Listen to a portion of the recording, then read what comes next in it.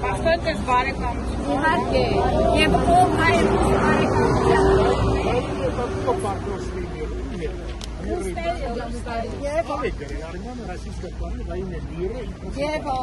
Սխալ չեն գրել, ոնց կապես գրել է։ Եվ ով հայ-ռուսական դարավոր ժողովուրդների բարեկամությանը դեմ է,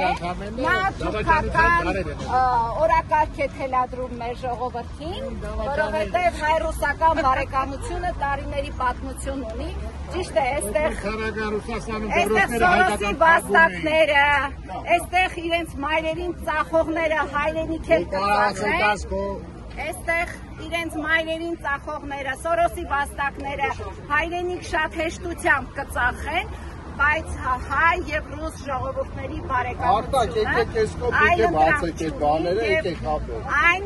ուժերը, այն մարդիկ, ովքեր դեմ են այս դարավոր բարեկամությանը, նրանք պարզապես թուրքական օրակարգ են այսօր։ Այստեղ նշում են, որ Ռուսաստանը հիբրիդային